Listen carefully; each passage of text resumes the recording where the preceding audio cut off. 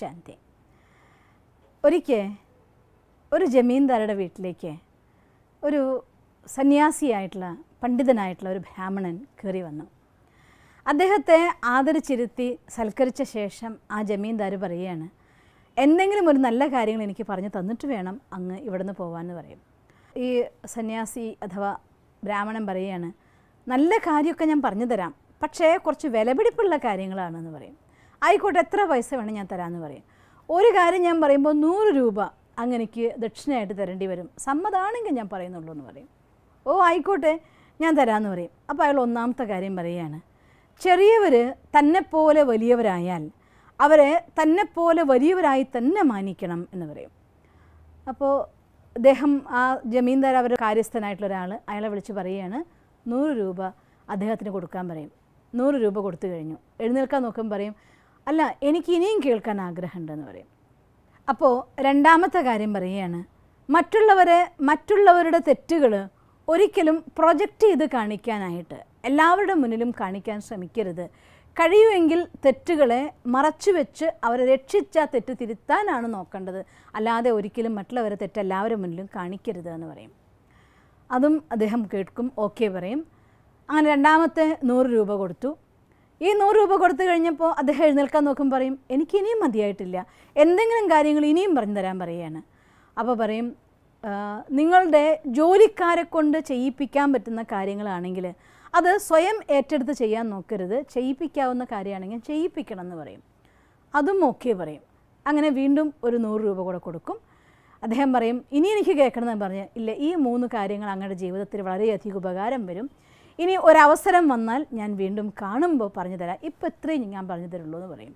അങ്ങനെ ഈ 300 രൂപയും കൊണ്ട് ബ്രാഹ്മണൻ അവരുടെ വീട്ടിൽ നിന്ന് യാത്രയായി. അധികം വൈകാതെ അവരുടെ ബിസിനസ് നടക്കുന്ന പോലെ നടന്നുകൊണ്ടിരിക്കുന്നുണ്ടായിരുന്നു. കച്ചവടം നന്നായിട്ട് പോകുന്നുണ്ടായിരുന്നു, കാര്യങ്ങൾ നന്നായി നടക്കുന്നുണ്ടായിരുന്നു, കൃഷിയിടത്ത് ഇഷ്ടം പോലെ ധാന്യങ്ങളുടെ വിളവെടുപ്പ് നടക്കുന്നുണ്ടായിരുന്നു. ആ നാട്ടിൽ ഒരു ക്ഷാമം വന്നു. വെള്ളം കിട്ടാതെ എല്ലാ കൃഷിയും നശിച്ചുപോയി. അദ്ദേഹത്തിൻ്റെ ഖജനാവിൽ നിന്ന് വലിയൊരു കൊള്ള നടന്നു. സമ്പത്തെല്ലാം നഷ്ടമായി. ഒന്നുമില്ലാത്ത ശൂന്യനായിട്ടുള്ള ഒരാളായി മാറി അദ്ദേഹം. അപ്പോൾ ആ ജമീന്ദാർ തൻ്റെ കാര്യസ്ഥനൊപ്പം ആ ഗ്രാമം വിട്ട് വേറൊരു സ്ഥലത്തേക്ക് ഇങ്ങനെ യാത്രയാവാൻ പ്ലാൻ ചെയ്യുകയാണ്. അങ്ങനെ ആ യാത്രയ്ക്കിടയിൽ ഒരു മരത്തണലിൽ അവർ വിശ്രമിക്കുകയാണ്. അധികം നടന്ന ശീലമില്ലാത്ത ജമീന്ദാരെ കൊണ്ട് തളർന്ന് അവശനായി, ഇനി ഒരടി മുന്നോട്ട് വെക്കാൻ വയ്യാന്ന അവസ്ഥ. അങ്ങനെ ആ മരത്തണലിൽ അദ്ദേഹം വിശ്രമിച്ചുകൊണ്ടിരിക്കുമ്പോൾ ഈ കാര്യസ്ഥനോട് പറയും, നീ അടുത്ത ഏതെങ്കിലും സ്ഥലത്ത് പോയിട്ട് കുറച്ച് കുടിക്കാനുള്ള വെള്ളം എനിക്ക് കൊണ്ടുതരുമോ എന്ന് ചോദിക്കും.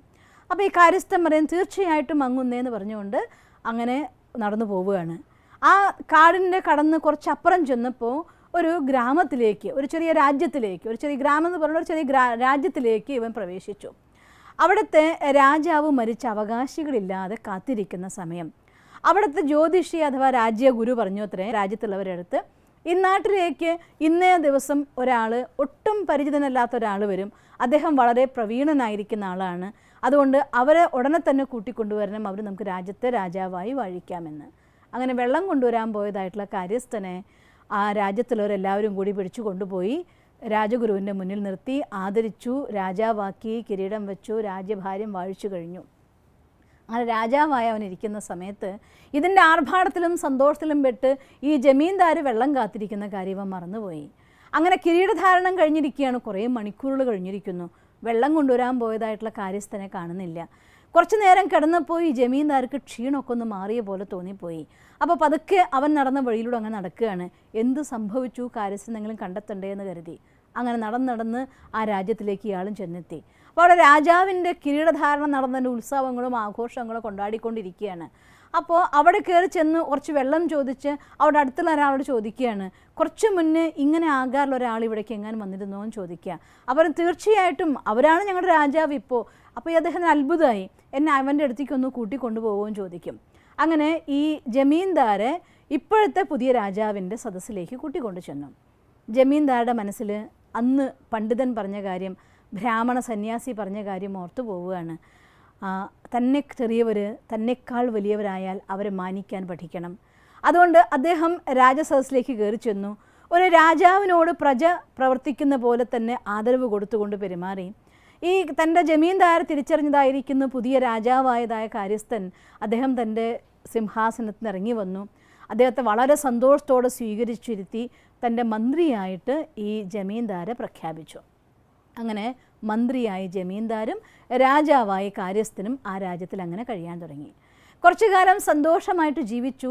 അതിനിടയ്ക്ക് കാര്യസ്ഥനായിരുന്ന രാജാവായി തീർന്ന കാര്യസ്ഥന് വിവാഹം കഴിഞ്ഞു. ഒരു ദിവസം രാജാവിൻ്റെ മന്ത്രി അവരുടെ കൊട്ടാരത്തിൻ്റെ ഒരു ഭാഗത്തൂടെ കടന്നു പോകുമ്പോൾ കാണുകയാണ് ആ രാജാവിൻ്റെ പുതിയ പത്നിയായിരിക്കുന്ന സ്ത്രീ അവിടുത്തെ സേനാപതിയുമായിട്ട് വേണ്ടാത്തൊരു ബന്ധം.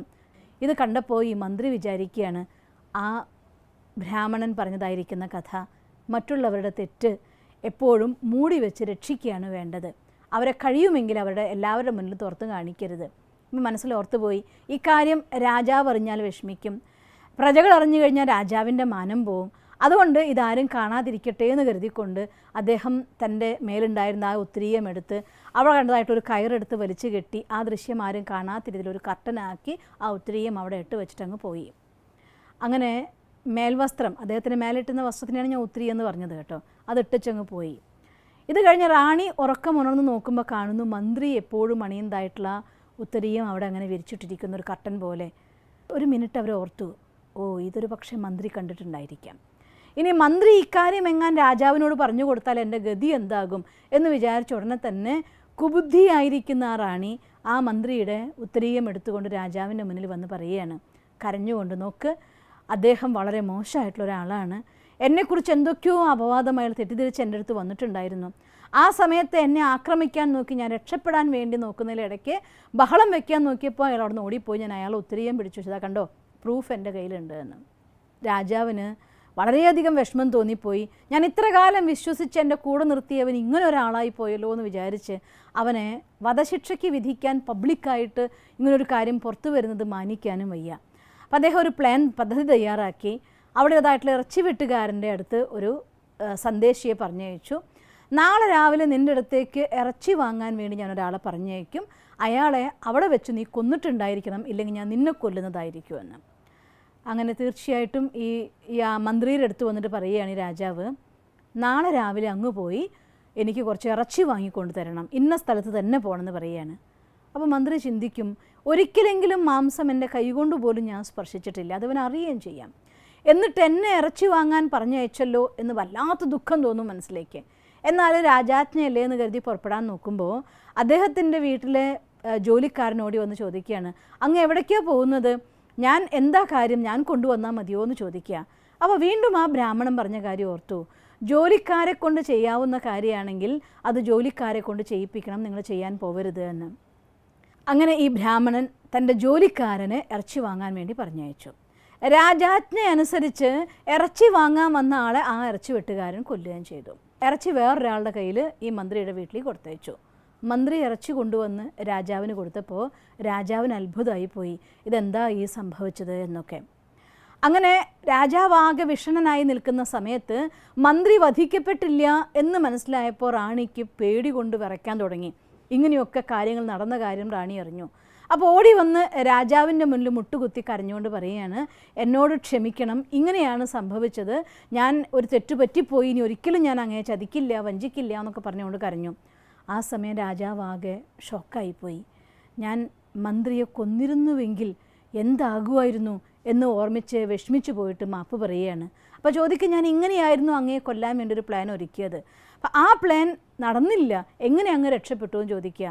അപ്പോൾ പറയും, 100 രൂപയുടെ വിലയുള്ള കാര്യം നീ മറന്നിട്ടുണ്ടായിരിക്കും.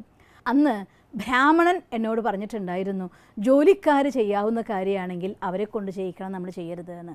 ഇതാണ് ഇന്ന് എന്നെ രക്ഷിച്ച കാര്യമെന്ന്. അപ്പോൾ ഈ രാജാവ് ക്ഷമാപണം പറയും, ഒരിക്കലും ഞാനിങ്ങനെ ചെയ്യില്ല, ഒരിക്കലും ഇങ്ങനെയുള്ളതായിട്ടുള്ള മോശം അങ്ങോട്ട് ഞാൻ പെരുമാറില്ല എന്നൊക്കെ കുറേ മാപ്പും അവധിയൊക്കെ പറയും. പക്ഷേ ഇദ്ദേഹം പറയുകയാണില്ല, മനസ്സ് മുറിഞ്ഞിടത്ത് ഒരിക്കലും എനിക്ക് കൂട്ടിച്ചേർക്കാനാവില്ല. എന്തായാലും ഞാൻ രാജാവല്ല, മന്ത്രിയല്ല, ഇനി എൻ്റെ ഗ്രാമത്തിലേക്ക്, എൻ്റെ വീട്ടിലേക്ക് പോയി അവിടെ വീണ്ടും ഒരു നല്ല കാര്യത്തെ കൊണ്ടുവരാൻ വേണ്ടി ഞാൻ ശ്രമിക്കട്ടെ എന്ന് പറഞ്ഞുകൊണ്ട് ആ മന്ത്രിയായി തീർന്ന ജമീന്ദാർ രാജ്യം വിട്ടങ്ങനെ പോവുകയാണ്. അപ്പോൾ വാസ്തവത്തിൽ ജീവിതത്തിൽ തെറ്റിദ്ധാരണകൾ കുടുങ്ങി എവിടെ വേണമെങ്കിൽ മനുഷ്യന് എന്തും സംഭവിക്കാം. ഒരിക്കലും പഠിച്ച കാര്യങ്ങൾ ചെറുതെന്ന് നമുക്ക് കേൾക്കുമ്പോൾ തോന്നിപ്പോവും. പക്ഷേ ജീവിതത്തിൽ എവിടെയാണ് നമുക്ക് ഉപയോഗം വരിക എന്നറിയില്ല. അതുകൊണ്ട് നല്ല കാര്യങ്ങളെ ദിവസവും കുറച്ചെങ്കിലും പോസിറ്റീവായിട്ടുള്ള കാര്യങ്ങളെ പഠിക്കാൻ ശ്രമിക്കുകയും ആ പഠിച്ച കാര്യത്തെ തീർച്ചയായും തൻ്റെ ജീവിതത്തിൽ വേണ്ട സമയത്ത് ഉപയോഗമാകും എന്ന വിശ്വാസത്തോടെ നല്ലതിനെ സൂക്ഷിക്കാനും നമ്മൾ തയ്യാറാണെങ്കിൽ ഏത് പോസിറ്റീവായിട്ടുള്ള കാര്യം എവിടെ എങ്ങനെ നമ്മളെ സഹായിക്കുന്നറിയില്ല. അതുകൊണ്ട് ദിവസവും കുറച്ച് നല്ല കാര്യങ്ങൾ പഠിക്കാൻ, ഡെയിലി പോസിറ്റീവായിരിക്കുന്ന തോട്ട്സ് പഠിക്കാൻ വേണ്ടി നമ്മൾ സമയം കണ്ടെത്തിയേ തീരൂ. പലരും ചോദിക്കാറുണ്ട്, 7 ദിവസം ഞാൻ പഠിച്ചു അല്ലെങ്കിൽ 10 ദിവസം ഞാൻ പഠിച്ചു, ഈ 5 ദിവസം ട്രെയിനിങ് പ്രോഗ്രാം, 20 ദിവസം ട്രെയിനിങ് പ്രോഗ്രാം, ഇതിൽ ഞാൻ പഠിച്ചാൽ മതിയോ, അതോടെ തീരുമോ എന്ന്. ഞാൻ അത്ര ദിവസം ചെയ്തു, ഇപ്പോൾ ചെയ്യുന്നില്ല, എനിക്ക് റിസൾട്ട് നന്നായി വരുന്നില്ല എന്നൊക്കെ. കാരണം എന്താണെന്നറിയോ? നമ്മൾ എങ്ങനെയാണോ ആഹാരം കഴിക്കുന്നത്, ആഹാരം ശരീരത്തിന് ആരോഗ്യം തരും പോലെ നല്ല ചിന്തകൾ നമ്മുടെ മനസ്സിൻ്റെ ആഹാരമാണ്. ആ ആഹാരം, ആ വിറ്റാമിൻ ഏത് സമയത്ത് നമ്മളെ സഹായിക്കുന്നറിയില്ല. അതുകൊണ്ട് ദിവസവും കുറച്ച് സമയം പോസിറ്റീവായിട്ടുള്ള കാര്യങ്ങൾ പഠിക്കാൻ വേണ്ടി ശ്രമിക്കണം. ആ പോസിറ്റീവായിട്ടുള്ള കാര്യങ്ങൾ എന്നും ജീവിതത്തിൽ എവിടെയും നമുക്ക് അനുഗ്രഹമായി മാറും. അതുകൊണ്ട് എന്നും നല്ല കാര്യങ്ങൾ പഠിക്കാനും ജീവിതത്തിൽ എന്നും നല്ല വഴിയിലേക്ക് പോകാനും നിങ്ങൾക്ക് ഈശ്വരൻ ശക്തി തരട്ടെ എന്ന് ഞാൻ പ്രാർത്ഥിക്കുന്നു. ഓം ശാന്തി. ദിവസം തോറും ജീവിത വിജയങ്ങൾക്ക് വെളിച്ചം വീശുന്ന പുത്തൻ വീഡിയോകൾക്കായി ഞങ്ങളുടെ യൂട്യൂബ് ചാനൽ സബ്സ്ക്രൈബ് ചെയ്യൂ. നോട്ടിഫിക്കേഷൻ ലഭിക്കുന്നതിനായി ബെൽ ഐക്കൺ ക്ലിക്ക് ചെയ്യൂ. ഒപ്പം ഞങ്ങളുടെ ഫേസ്ബുക്ക്, ട്വിറ്റർ, ഇൻസ്റ്റാഗ്രാം പേജുകൾ ഫോളോ ചെയ്യൂ. നന്ദി.